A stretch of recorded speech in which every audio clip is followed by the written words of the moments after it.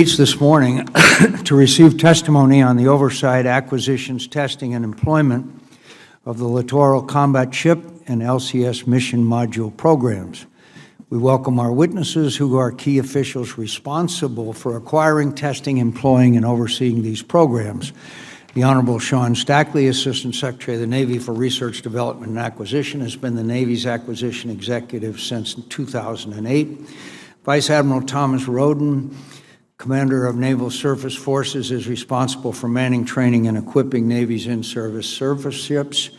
The Honorable J. Michael Gilmore, Director of Operational Testing and Evaluation, has been the Senior Advisor to the Secretary of Defense for Operational and Live Fire Test and Evaluation of Weapon Systems since 2009. And Mr. Paul Francis, Managing Director of Acquisition and Sourcing Management at the Government Accountability Office, whose 40-year career with GAO has focused mostly on major weapons acquisitions, especially shipbuilding. The Littoral Combat Ship, or LCS, is an unfortunate yet all too common example of defense acquisition gone awry. Since the early stages of this program, I've been critical of fundamental LCS shortcomings.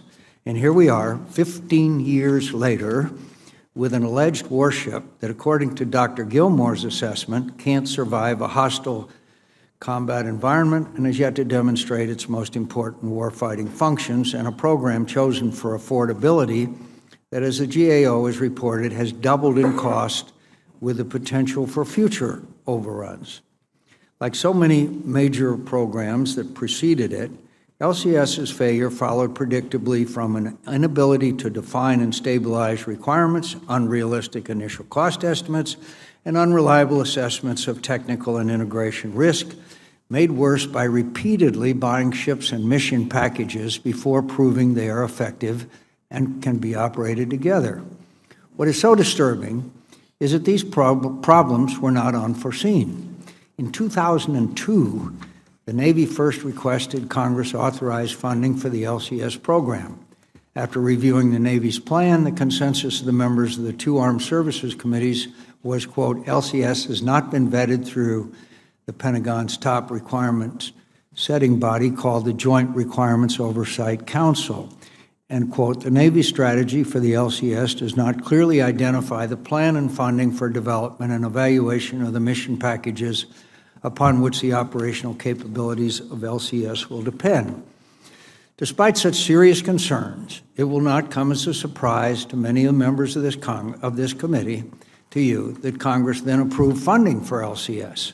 And when the Navy awarded the first LCS construction contract in 2004, it did so without well-defined requirements, a stable design, realistic cost estimates, or a clear understanding of the capability gaps the ship was needed to fill. Taxpayers have paid a heavy price for these mistakes. The LCS was initially expected to cost $220 million per ship, but the cost of each ship has more than doubled to $478 million, and we're not through yet. The LCS's first urgently needed combat capability and mine countermeasures was supposed to be delivered in 2008.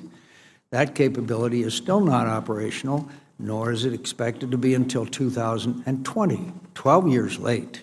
12 years late. Today, 26 ships of the planned 40-ship LCS fleet have either been delivered, are under construction, or are on contract. In other words, taxpayers have already paid for 65% of the planned LCS inventory.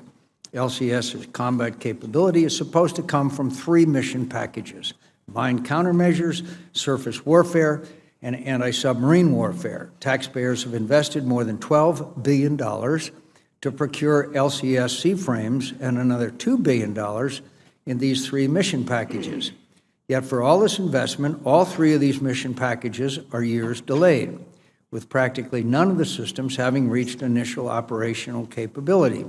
So far, the LCS has fielded only the most basic capabilities: a 30-millimeter gun with a range of 2 miles and the ability to launch and recover helicopters and small boats. The surface package was 5 years late. The mine package is 12 years late. The anti-submarine package is 9 years late. The Navy failed to meet its own commitment to deploy LCS C-frames with these mission packages, in part because, for some reason, Navy leaders prioritized deploying a ship with no capability over completing necessary mission package testing. In other words, the taxpayers have paid for, and are still paying for, 26 ships that have demonstrated next to no combat capability. This is unacceptable. And this committee wants to know, Secretary Stackley, who is responsible and who has been held accountable. So let me be the first to say that Congress belongs on the list of those responsible. We could have intervened more forcefully and demanded more from the Department of Defense and the Navy. We did not. But as long as I'm chairman, this committee will. Mission packages are not the only problem. Keeping the LCS seaframe underway at sea has also been challenging. Despite commissioning the first ship 8 years ago in 2008, the Navy continues to discover, quote, first-of-class problems. This year is 2016. Since 2008, when it was commissioned first, we continued to discover, quote, first-of-class problems. Since 2013, 5 of the 8 LCS delivered have experienced significant engineering casualties, resulting in lengthy in-port repair periods. Amazingly, despite nearly no proven LCS combat capability and persistent debilitating engineering issues in both design and operation, the Navy is charging ahead with an ambitious plan that keeps most ships deployed more than half the time, stationed around the world far from support facilities in the United States. In contrast, most Navy destroyers are planned to be deployed from the United States far less than 25% of their service lives. The rush to put 4 ships forward in Singapore by 2018 without proven combat capability and to maintain a deployment tempo more than twice that of destroyers is a recipe for more wasted taxpayers' dollars. Although the LCS may yet deliver some capability, the nation still needs a capable small surface combatant that addresses the LCS's critical shortfalls, including the ability to attack enemy surface ships at over-the-horizon ranges with multiple missile salvos, defend nearly non-combatant ships from air, nearby non-combatant ships from air and missile threats, as an escort, conduct long-duration missions, including hunting enemy submarines without frequent refueling, and exhibit robust survivability characteristics. The recently concluded LCS review was long overdue, and it yielded some promising initiatives. But I'm concerned that several critical, fundamental assumptions of the program were not challenged, including excessive operational availability goals, insufficient in-house technical support for LCS, unexamined manpower requirements, and no urgency in transitioning to a new small surface combatant. Fortunately, the Department of Defense is curtailing the LCS program at 40 ships and down-selecting to a single-ship design. Given the cost overruns, mission package testing woes, and the rate of engineering failures, reducing the size of this program is a necessary first step.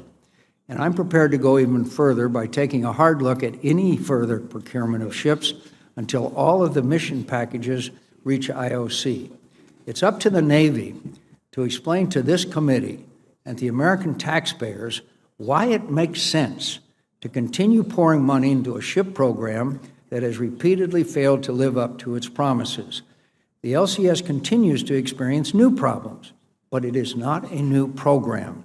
That is why the department's leaders must not delay in reconciling their aspirations for the LCS with the problem's troubled reality by demanding accountability and reducing the size of this program.